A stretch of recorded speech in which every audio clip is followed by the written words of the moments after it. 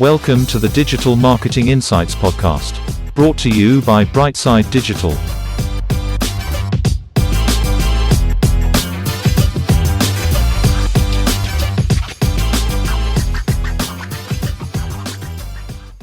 Hi everyone, welcome to the show. I'm delighted to say today we have Orla, who's the CEO at Magico.com. Orla, how are you doing? Hi, Tom. I'm great. Thanks very much, and thanks for the invitations. Delighted to join you here today. You're very welcome. Orla, we always start off the show the same. Could you tell us a little bit about yourself? Sure. So my name is Orla Cooney, and I'm as you said, the COO with Magico. Magico is a company based in the west of Ireland, and we are the primary implementation team for the AB Commerce e-commerce platform. So I'm about 17 years with Magico. During that time, we have I've probably seen about 300 websites go live. We very much focused in e-commerce over the last 12 years. And in that time, I have probably onboarded and supported a lot of business to consumer and business to business retailers on their online growth journey. So that's probably the value that I bring to the business. And I have a lot of experience in that whole area.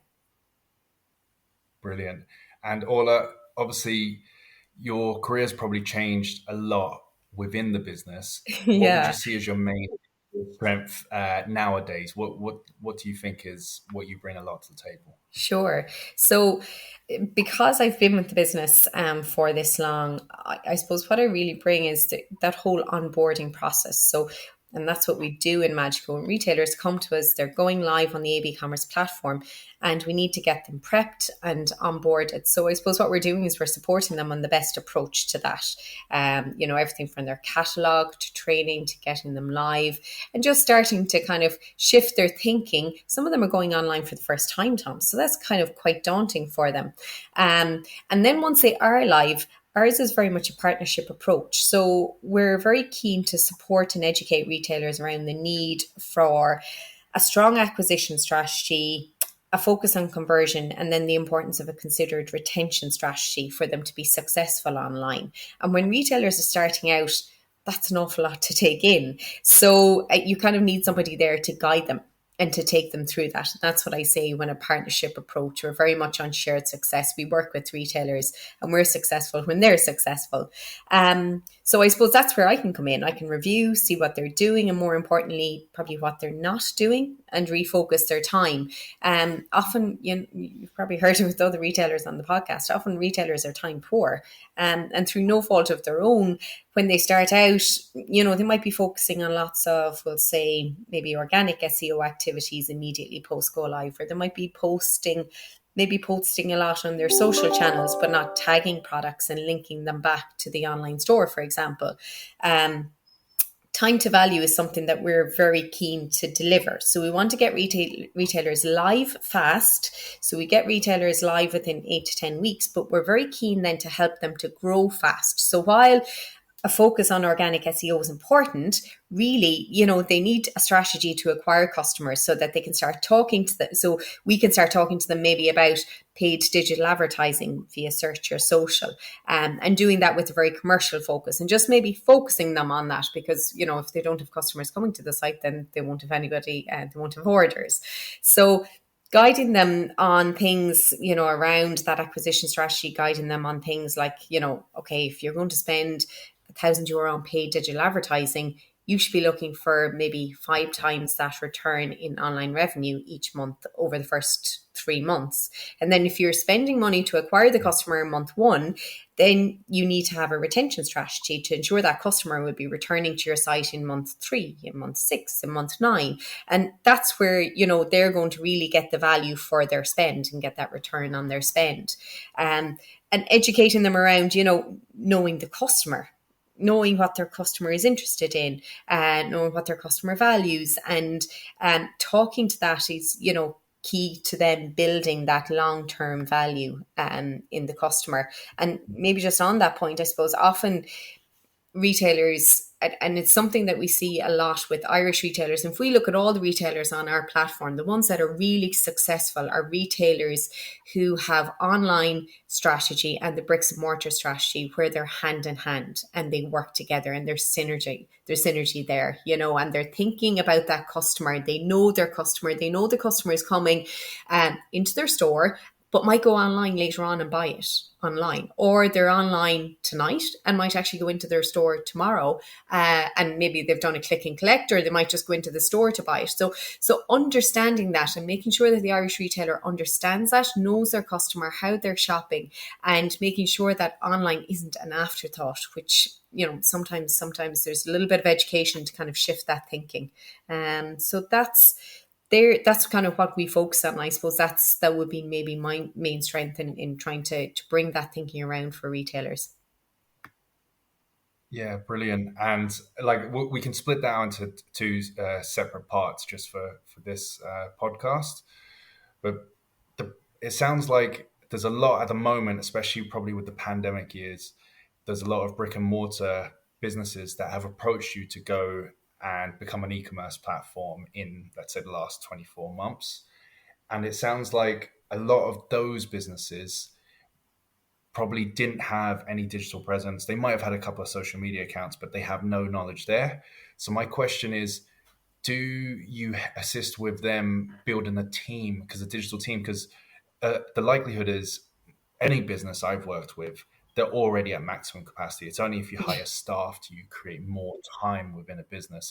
Whatever way, the nature of it, everyone finds a way to fill their time. So do you have to advise a kind of startup team? And maybe that's the best way to start this, is if a brick and mortar business was listening to this, what would be their start-off team to start an e-commerce? Yeah, there's an awful lot for retailers to think about when they're going online. It can be very daunting. They've to acquire customers to this new online store. They've to offer customer service. They've somebody to staff it, to fulfill orders. They need to re-engage with that customer, make sure that customer comes back to them. They need to, merchandise the online store and promote it through social channels and promote it through their digital marketing. And as you said, they're already strapped for time, so that's a real challenge. Definitely what I would say is some of the supports that have been in place in the Irish market through things like the Online Retail Scheme grant have been a great support to retailers, because it has allowed them to invest in the online channel, but also support some of the salary costs of an internal champion. So that has allowed them to maybe allocate a little bit more time internally for a member of staff to dedicate time to the online channel and to maybe kind of invest in building out a team a bit. So that's one thing. But I suppose another element of that then is, yes, it is a challenge, and some retailers just struggle to get it all done. So we've actually devised services within Magico, what we call upskilling e-commerce, and upskilling e-commerce program, whereby our retailers can engage with us and use the skills and expertise of our team to support them on their activities, and maybe work with them, 1 day a month, 2 days a month, 4 days a month to guide them on their strategy, look at what they need to do, and just make sure that they're spending that time as efficiently as possible, and actually use our skills. So we have digital marketing skills, we have graphic design skills, we have strategic skills, catalog management skills, loads of different areas where they can actually outsource some activities to us, and we can work with them to support them. And that's one of the ways that we've spotted that gap and tried to support it for retailers, because you're absolutely right, it's a big challenge. And that sounds fantastic, Orla, and I'm sure that's kind of reassuring to some business owners that could be listening to this show. So would you say the first process is, let's say the business actively reaches you, so let's say the thought leaders or the business owner has made the decision that they want to go and create an e-commerce store, so they're already at that stage. Is the first challenge educating that thought leader or that business owner about digital? And for them, they don't necessarily need to know how the site is built or necessarily all the jigs and the reels, but they do need to know the numbers side of things. So is that part of the we education do. from the upfront? And the second Yeah. question I want to ask you there, which will lead into it, is you mentioned earlier about lifetime value of a customer. And I love that you mentioned that, because that's not spoken about enough. But is that something that you try and get across at the beginning to a business owner? Yes, it very much is, because let me go to the first one first, the first question first. So definitely, if we have lots of retailers on the platform in the same industry. We've lots of pharmacy retailers on our platform, for example. They're all using the exact same software, the exact same technology, same architecture. But some of them are being more successful than others. And if you were to look at the successful ones, what's different to those that are not as successful? And obviously there's challenges there, maybe around product mix and pricing. But quite often the difference is the successful ones, the leadership for online, and that thought and that focus and the importance and the ambition for online is with the leader of the business, and that's coming from the top down, and then it filters down through all elements of the chain. I suppose, if the leader is thinking online and bricks and mortar, then the marketing team, the buyers they'll all integrate, and it's very much a holistic offering, and that's where there's success.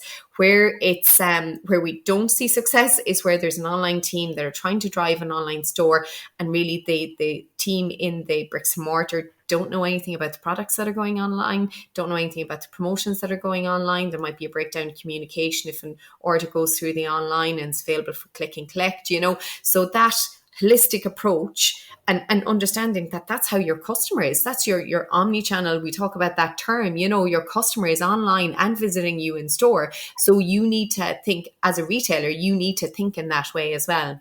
And in terms of then helping the retailer to do that, analytics and data is important. And one of the things that we've done is we've brought our retailers together we started this about 6 years ago. We started bringing workshops, a couple of workshops every year, bringing all our retailers together, sharing with them our technology roadmap, sharing with them trends in the industry, and they would start sharing this knowledge and their experience of operating online stores. And there was a great share going on there. One of the things that we noticed, though, is that to be effective, they needed to be looking at the figures and they needed to be looking at the data. And a lot of them were saying, Google Analytics is great, which it absolutely is. It's such a powerful tool, but it's kind of a bit daunting and overwhelming for retailers who are really good at selling, but don't have the time to jump in and digest it and then effect change on it. So what we've done is, in our platform, we've built a layer of analytics on their dashboard so that all elements, all areas of the business, the web administrator, the e-commerce manager, the buyer, the marketing team, the business owner can jump in and see those key performance metrics on the dashboard and overlaid across the site in a very digestible format that will allow them to affect change. So they can see, how many people are engaging with a specific category. Okay, this is very popular online in the last 2 days, or a very product that's very popular online with the last 2 days. What would it do to our conversion rate if we were to promote that product or that category to a higher position in the navigation, or if we were to promote it to a feature on the homepage, or if we were to take that product and better feature it in our point of sale in store, so there can be openness. And I suppose also even there's reporting there, top products viewed. Okay, I can see loads of people are viewing this product all of a sudden. Why aren't they buying it? Oh, because it's out of stock. Okay, we need to get the buyers engaged with that product, and can we get it back in stock because we're losing out on sales. But having, I suppose I'm showing you examples there, and the importance of that is that people in positions to make the decision are looking at those figures and looking at them on a daily basis. And when you're thinking online first from the top down, that will happen.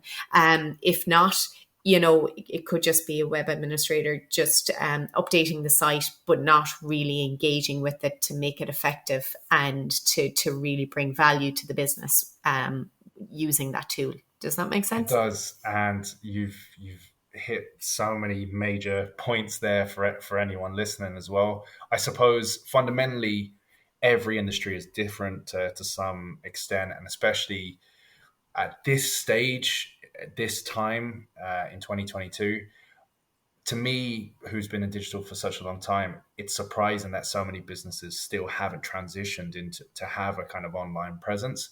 However, there might be reasons for that. They might have one-off bespoke products, and so listing never made sense to them, and so forth. Yeah. But I suppose to go back to the lifetime value, which I think is quite interesting for businesses to start now, because I feel like the way the internet is built, there's every industry has something going on now. You would be doing very well to find a set of keywords or an industry, an e-commerce industry that doesn't have a level of competition already there. So the lifetime value, I suppose, has become even more of a talking point when a business starts, because now you are saying, before you could get that first transaction and probably have a good return on investment um, immediately.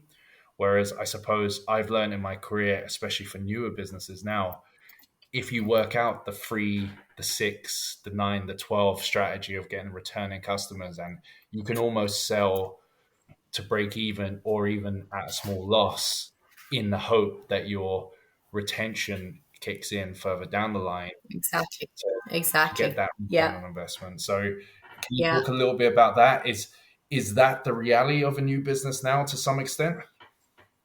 Yeah, yeah. Look, we've it's interesting, and when we got retailers around the room, talking about that, and I remember having discussions with retailers like probably way pre-COVID, and remember it was probably September. I had a big workshop and remember saying to retailers, okay, planning for Black Friday and approaches and how to plan for peak.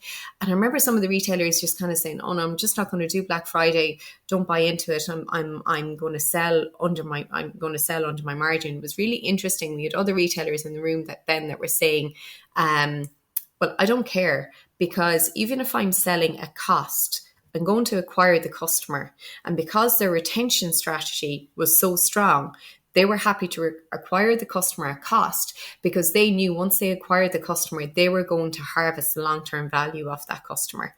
And they didn't see the short-term win, they saw it for the long term.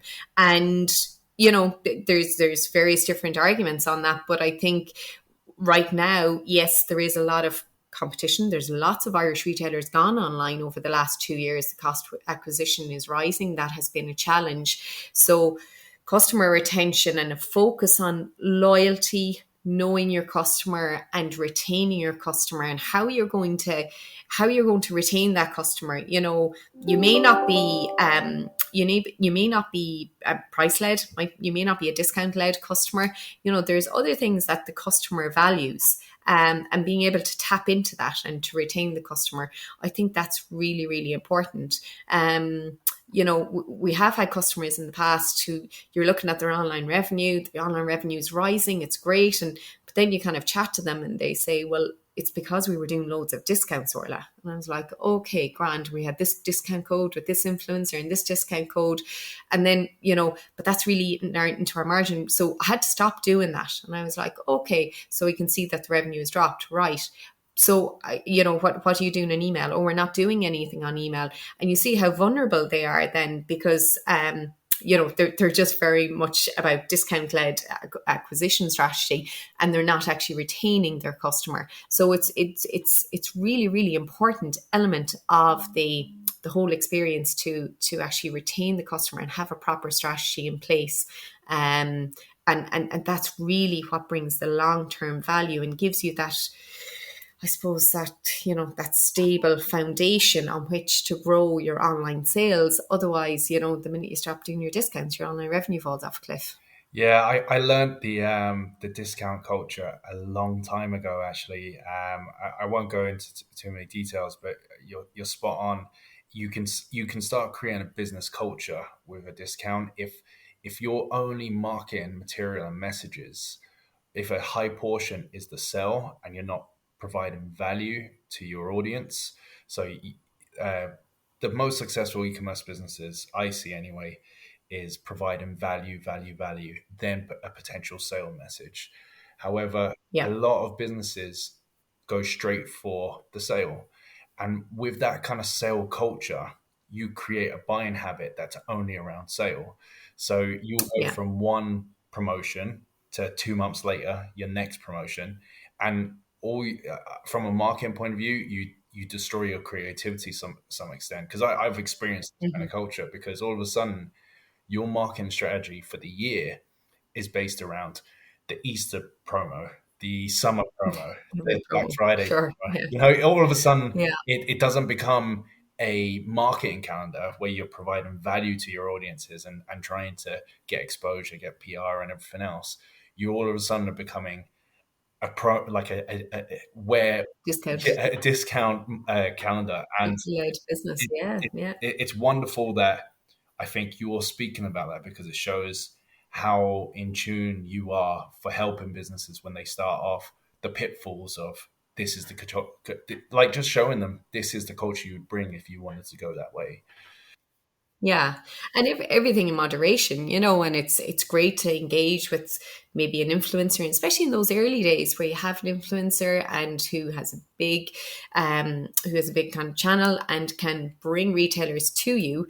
But if you're going to do that, make sure you've got a retention strategy so that you can actually harvest the long-term value of anybody who does come to you in that way, and the retailers who are, this year in particular, looking at Q1 this year compared to Q1 last year, some retailers are down a bit, because they're finding it harder to maintain the levels of revenue that they were doing this time last year when we were in lockdown.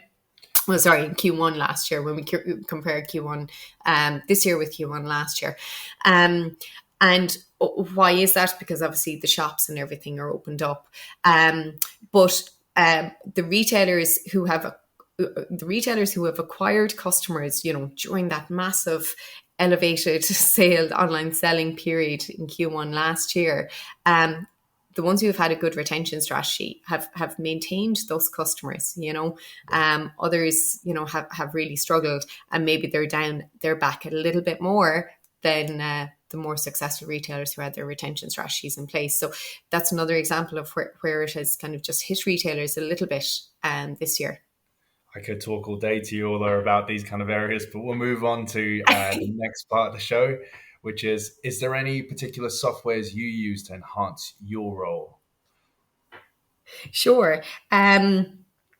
So I suppose I mentioned earlier maybe about the AB Commerce is called AB Commerce, not because it's just AB and the start of the alphabet, but it's analytics-based commerce. So we've taken all the core elements of your e-commerce platform, but layered onto it that layer of analytics that I spoke about. And as I said, we have Google Analytics for the real good deep dive when you want to dig into the data, but that dashboard, that analytics dashboard, and the way we've overlaid some of the figures, conversion rate, number of revenue, number of orders, number of subscribers, broken down today, yesterday, last 7 days, last 30 days, the channels through which your sales is coming. That as a tool has really, I suppose, it has been one of the reasons retailers have worked with us, and has really helped retailers to change that culture within their organizations, so that all members of the team are now looking at this, can log in, see all this information on a dashboard, and can digest it and understand it, and it's very simple to them. That's something that we use when we're talking to retailers, and they're saying, well, look, we are back a bit. Why would that be? Or we have increased, or what would you advise as our next strategy? Where should we be going next? That's one of the tools that we go to very first of all when we're talking to retailers, and retailers use that day to day as well.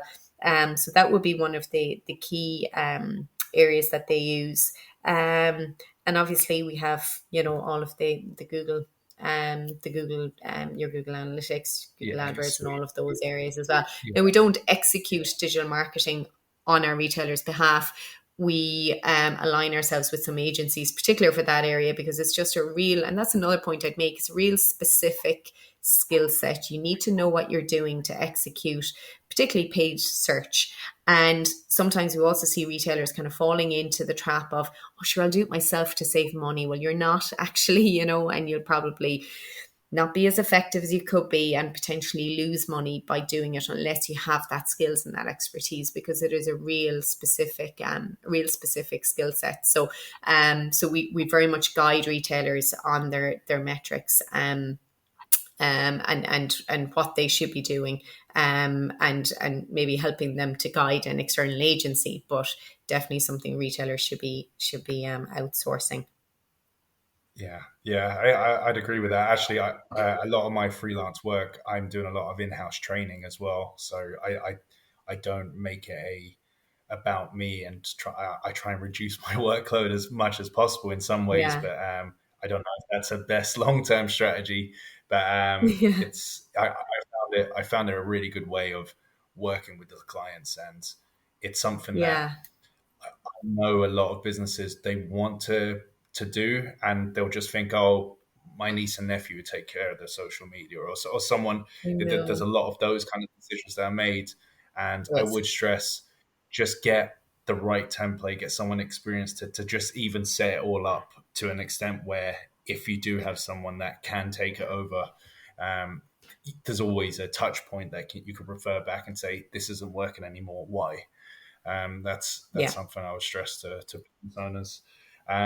Moving on That's to the it. next area, is there anything, Orla, that you're trying to upskill yourself into?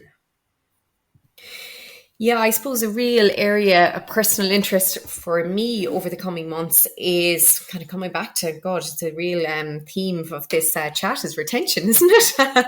Loyalty and customer retention. It's very much something that we're looking at ourselves. I suppose we're underway with an integration to Klaviyo and Yotpo at the moment. So I'm very interested to see how we can encourage our retailers to get involved in both of those. So we have integrations to MailChimp and Klaviyo, but that real kind of detailed customer flows, post-sale customer flows, and also with Yotpo, then, lots of really exciting opportunities there with building loyalty through referrals. It's an awful lot of what we're doing at the moment. I'm on social media, I'll see somebody else like something. Oh, well, if they like it or if they share it, then I might like it as well. That endorsement is so powerful.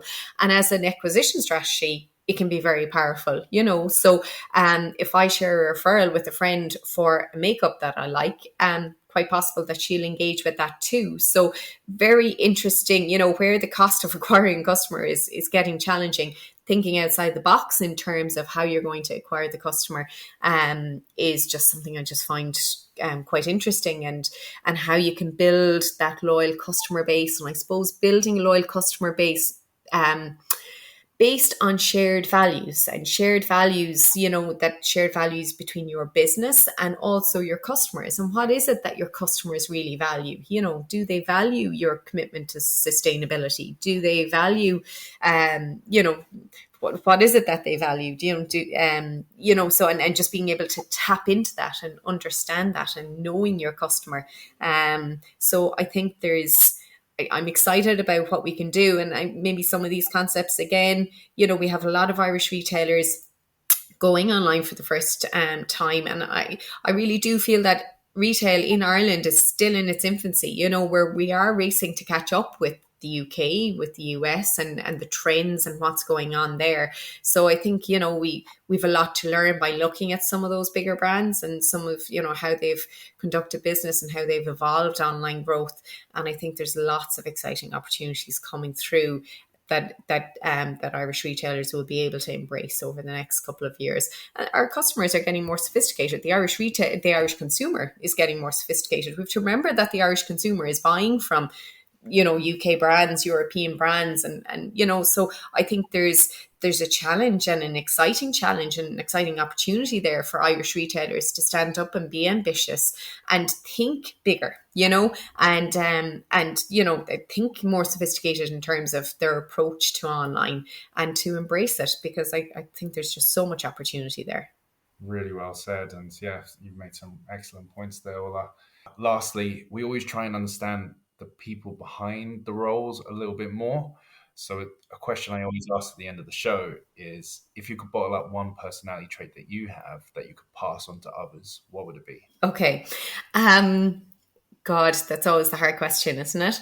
But I suppose you have to kind of maybe look back to my childhood, and I suppose my life before Magico.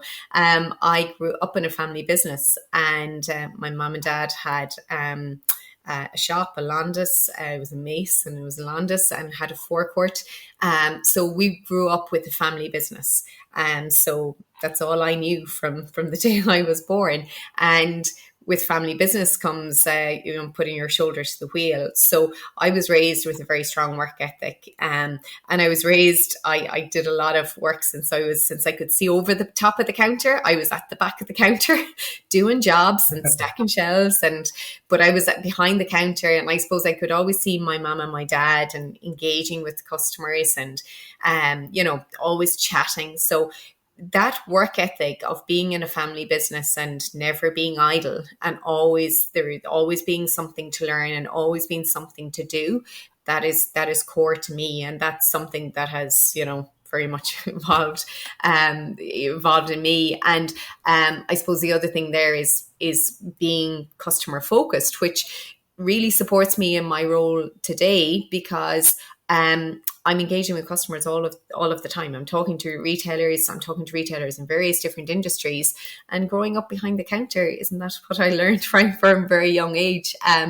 Is talking to people young and old, and dealing with their issues, and helping them out, and supporting them. So they're probably two very strong personality traits: my strong work ethic and being very customer focused and being able to chat to people. They're definitely things that I credit to my parents and to my upbringing, and that have maybe carried me through in life, and have definitely helped me achieve a lot of the things that I have achieved in my career to date. So yeah, thank you to them for that.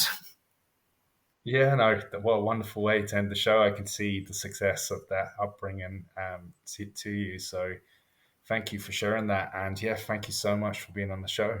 Thank you, Tom. It was lovely talking to you today. I really enjoyed the chat.